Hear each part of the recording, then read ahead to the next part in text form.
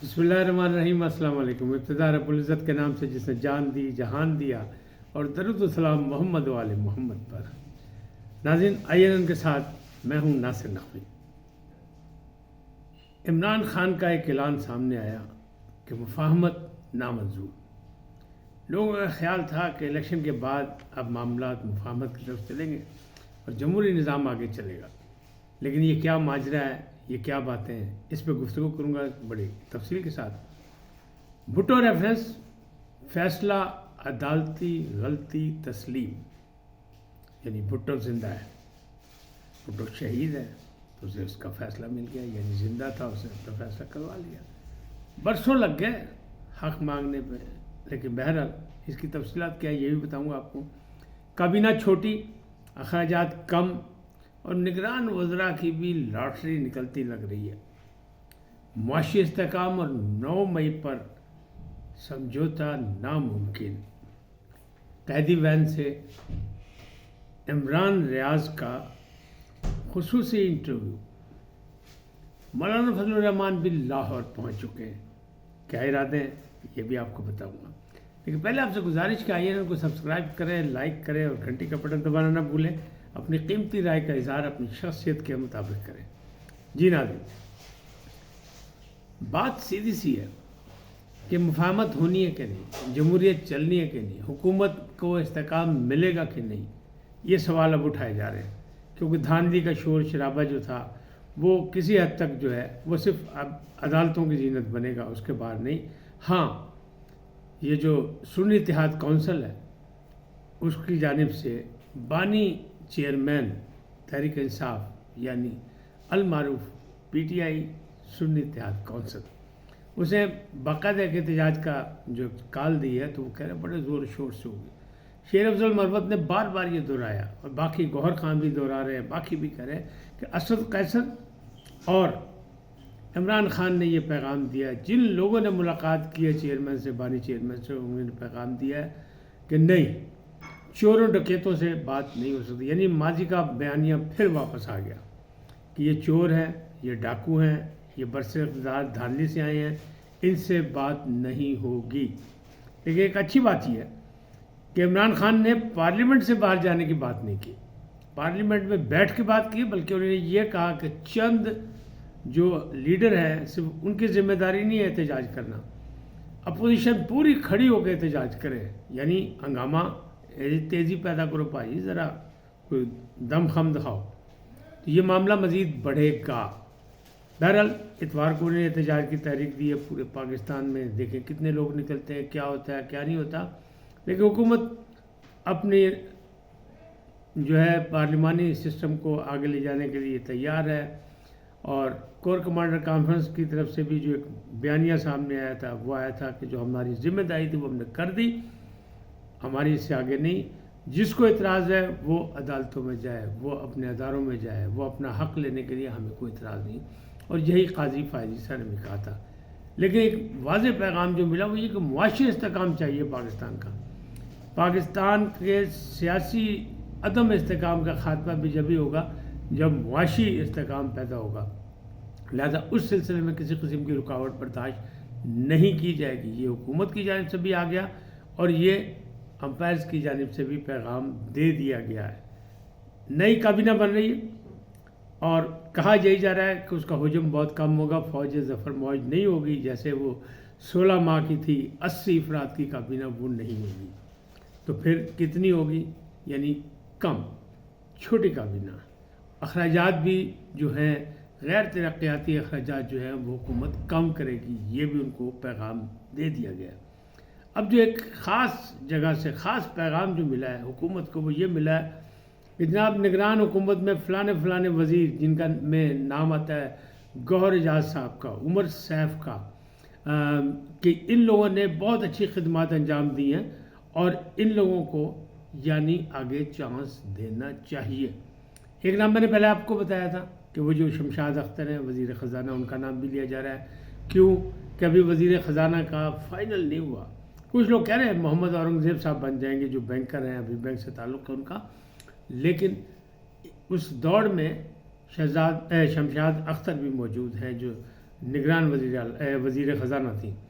اب ان لوگوں کے بارے میں کہا جاتا ہے کہ یہ کابینہ میں کیسے آئیں گے؟ تو جناب غیر منتخب بھی 3 ماہ کے لیے آ سکتا ہے. اور ماضی میں بھی دیکھا، کئی دفعہ دیکھا، لیکن تازہ ترین یہ ہے کہ شوکت ترین آئے تھے، ان کو مشیر بنایا گیا تھا، بعد میں وہ سینیٹر بنے تھے. تو اب سینیٹر کے الیکشن ہو رہے ہیں، تو یہ سب جو ہیں ان میں سے جو بھی بنے گا اس کو سینیٹر بنا لیا جائے گا کسی نہ کسی پارٹی کی جانب سے. وہ سینیٹر بن جائیں گے اور کابینہ کا حصہ بن جائیں گے. اس سے پہلے 3 ماہ چلتے رہے گا، پہلے مشیر بھی بن سکتے ہیں وہ. اور یہ بھی بتایا جا رہا ہے کہ وزارت داخلہ کا مشیر جو ہے وہ محسن نقوی کو بھی بنایا جا سکتا ہے ان کی کارکردگی پنجاب کے حوالے سے. تو یہ بھی کہا جا رہا ہے کہ ان کا نام بھی، یعنی 3 4 5 کی فرمائش آ گئی ہے. اب چاچو کے لیے مصیبت ہے کہ وہ اپنی 2 پارٹیوں کو، بہرحال پیپلز پارٹی نے ان کے لیے ایک نرم گوشہ رکھا کہ جناب آپ کابینہ بنائیں، ہمیں ضرورت نہیں ہے، تو اس کا وہ فائدہ اٹھائیں. لیکن MQM بھی وزارتیں مانگ رہی ہے اور اپنے مطلب کی مانگ رہی ہے. اس کو کون سی ملے گی کون سی نہیں، یہ بھی فیصلہ ہونا ہے. سمندر پار جو ہے نا وہ ان کا محبوب مطلب غذا ہے ان کے لیے. وہ شپنگ کی مانگتے ہیں. ابھی دیکھیں اب یہ حکومت دیتی ہے کہ نہیں دیتی، لیکن ہو جائے گا کیونکہ اب تو طے تو ہے رہی سارا کام. یہ معاملات آگے اس طرح بڑھیں گے اور ہوتا رہے گا. بھٹو ریفرنس بڑی جلدی مطلب قاضی فائز عیسیٰ نے اس کو نپٹا دیا. 9 رکنی بینچ تھا اور متفقہ فیصلہ آ گیا کہ جناب قانون کے مطابق ان کے ساتھ صحیح فیصلہ نہیں کیا گیا جو بھی ہے. اور پھر جن نکات کو اٹھایا گیا اس میں انہوں نے کہا جس پہ ہماری کسی نے مشاورت ہم سے کی، ہمیں بتایا، جو چیزیں سامنے آئیں اس میں سب نے مل کے فیصلہ کیا. فیصلہ متفقہ ہے کہ عدالتی غلطی تسلیم کرنی چاہیے اس لیے کہ ہم نے آگے بڑھنا ہے. تو یہ دوسرا فیصلہ ہوگا. ایک پہلا فیصلہ وہ تھا مشرف والا جو سزا کا پھانسی کا، جس کو لاہور ہائی کورٹ نے ختم کیا تھا، پھر دوبارہ وہ آیا، پھر وہ بحال کر دیا گیا. تو قاضی فائزہ کے کورٹ میں یہ دوسرا بڑا فیصلہ ہے اور یہ متفقہ فیصلہ ہے کہ نہیں، جو غلطی ہے اسے تسلیم کیا جائے اور ایسا نہیں ہونا چاہیے آئندہ کے لیے، تاکہ راستہ بند کیا جا سکے. اچھا، اب اس کی ذمہ داری جو ہے ساری چیزوں کی، وہ ذمہ داری بن رہی پارلیمنٹ میں، کہ پارلیمنٹ میں اب کسی نہ کسی طریقے سے چاچو کی حکومت کو جو 2/3 اکثریت مل گئی ہے، سمجھ لیں پوری ہو جائے گی مخصوص نشستوں کے بعد.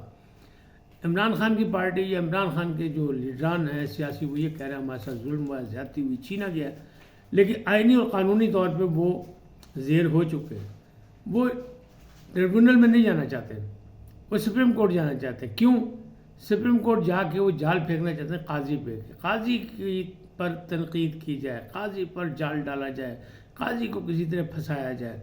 حالانکہ الیکشن کمیشن نہیں تو الیکشن ٹریبونل موجود ہے، وہاں بھی جج بیٹھا ہوا ہے، لیکن وہ ادھر جانے کو تیار نہیں ہے. لیکن ملے گا کچھ نہیں، اس لیے کہ آئینی قانونی ساری باتیں میں مختلف ویلاگ میں بھی کر چکا ہوں، لوگ بھی کر چکے ہیں کہ آپ اپنی غلطی تسلیم کر کے بھئی آپ نے یہ کام نہیں کیا. آپ نے پہلے سوچا ہی نہیں کہ سنی اتحاد کونسل میں جانا جو ہے فائدہ مند ہے کہ نقصان دہ ہے، وہاں مخصوص نشستیں مل سکیں گی نہیں مل سکیں گی.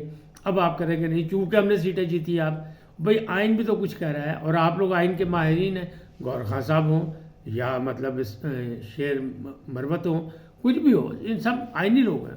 تو یہ لوگ بھی سیاسی لڑائی لڑ رہے ہیں، آئینی لڑائی نہیں لڑ رہے، تو اس کا نقصان ہوگا. اب وہ بات کرتا ہوں جو آپ کو میں نے بتایا کہ قیدی وین سے عمران ریاض کا انٹرویو کس نے کیا.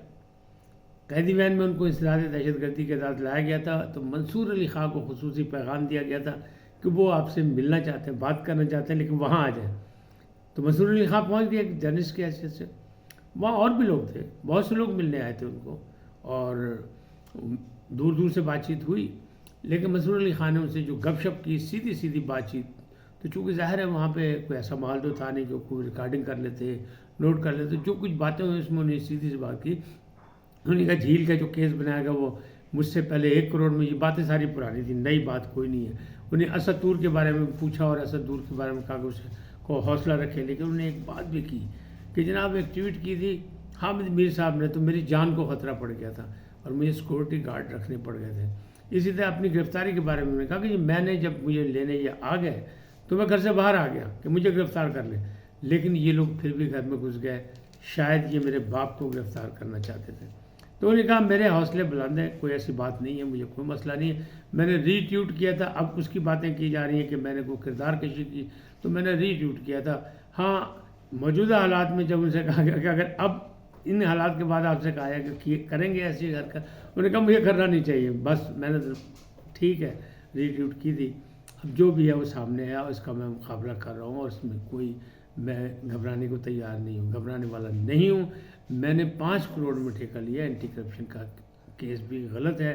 مجھے کہا جا رہا تھا کہ پنجاب حکومت بن جائے گی تو آپ کو آسانیاں پیدا ہو جائے گی، وہ بن گئی. پھر انہوں نے کہا وفاقی حکومت بن جائے گی، وزیر اعظم بن جائیں گے تو ہو جائے. اب کہا جا رہا ہے صدر کا انتخاب. تو انڈائریکٹ تو ان کا یہی کہنا تھا کہ مجھے تو سمجھ نہیں آ رہی کہ ان تمام چیزوں سے میرا کیا تعلق ہے. لیکن بہرحال انہیں یہ بات کی، اسطور کے لیے اچھی بات چیت کی، اور یہ بات یہ تھی. مولانا فضل الرحمان وہ لاہور میں موجود ہیں، تو وہ کراچی گئے تھے، اور پھر وہاں انہیں اجلاس کیا اپنی پارٹی کا. اب لاہور میں وہ اجلاس کر رہا ہے، پھر وہ فیصلہ لیں گے ان سے کیا کرنا ہے کیا نہیں کرنا. پھر تمام جو ہے صوبائی مطلب ان کے فیصلے ہوں، اس پر وہ مرکز کے بارے میں اور حکومت میں کے ساتھ دینا نہیں دینا، مخالفت کرنا. لیکن ایک جو کہا جا رہا ہے کہ اسے متوقع ہے کہ وہ شاید لاہور میں ہی اپنی احتجاجی تحریک کا اعلان کر دیں کہ کب سے کرنی ہے، کیسے کرنی ہے، کیا کرنی ہے. کہ وہ ملین مارچ کی دھمکی تو انہوں نے بھی دے رکھی ہے.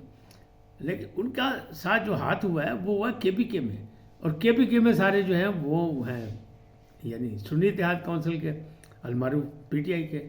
تو اب وہ احتجاج کیوں نہیں وہاں نہیں کر رہے، باقی جگہ کرنا چاہ رہے ہیں، پورے ملک میں کرنا چاہ رہے ہیں، اس دھاندلی کے خلاف کرنا چاہ رہے ہیں. اس میں الیکشن کمیشن نے جو فارم 45-47 نکال کے ساری چیزیں اوپن کر دی ہیں، تو اس پر بھی جو سوشل میڈیا بریگیڈ ہے وہ لگا ہوا ہے. جب آپ فیک نیوز کا زور کرتے ہیں یا غلط باتوں کی بات کرتے ہیں، تو پھر اسی طرح یہ ہوتا ہے کہ آپ اپنا گریبان دوسروں کو پکڑاتے ہیں. پھر پابندیاں لگتی ہے، آزادی رائے پہ پابندیاں لگتی ہیں، کیونکہ اس سے انتشار پیدا ہونے کا خطرہ ہے. تو اس میں بھی ذمہ داری کا ثبوت دینا چاہیے، مظاہرہ کرنا چاہیے. لیکن جو کچھ بھی ہے وہ یہ معاملہ ہمارے سامنے ہے کہ ہم لوگ کیا کر رہے ہیں اور ہمیں کیا کرنا چاہیے ملک کے استحکام کے لیے، جمہوریت کے استحکام کے لیے، اور فلاح و بہبود کے لیے، لوگوں کی ترقی اور خوشحالی کے لیے کیا کچھ کرنا چاہیے. تو اس کے لیے راستے نکالے جا رہے ہیں، اور کہا جا رہا ہے کہ یہ حکومت جو ہے اس کو مکمل 2/3 ہوگا، تو لہٰذا پارلیمنٹ میں اسے چاہیے کہ مختلف چیزوں کے جو امنڈمنٹ بھی کرے، قانون سازی بھی کرے، ترمیم بھی کرے، تاکہ لوگوں کو پابند کر دے کہ جو لوگ بھی اگر یہ 9 مئی والا جو مسئلہ ہے، جیسے سال گزر گیا ابھی تک کچھ نہیں ہوا، کسی کو سزا نہیں ملی، تو کرے کہ جو قومی اداروں پر اٹیک کرے گا یا جو قومی سلامتی پر اٹیک کرے گا، اس کے لیے سزائے موت کا قانون بنا دیں آئین. اگر آپ چاہتے ہیں سب لوگ، اگر مشترکہ طور پہ سب لوگ راضی ہیں، پارلیمنٹ میں 2/3 اکثریت، تو قانون بنا دیں تاکہ یہ مسئلہ ہی ختم ہو جائے. اداروں کی لڑائی جو ہے بالکل ختم ہونی چاہیے، کیونکہ جس ملک میں ادارے قومی سلامتی کے ادارے مضبوط نہیں ہوتے وہاں پھر کچھ بھی نہیں ہوتا، پھر وہاں استحکام نہیں آ سکتا. لہٰذا اس کا ایک مسئلہ بھی اس پارلیمنٹ کو حل کرنا ہی پڑے گا. آج اتنا ہی. جاتے جاتے آپ سے درخواست، آئی این کو سبسکرائب کریں، لائک کریں، گھنٹی کا بٹن دبانا نہ بھولیں، اور اپنی قیمتی رائے کا اظہار اپنی شخصیت کے مطابق کریں. سدا سلامت رہیں. اللہ نگہبان.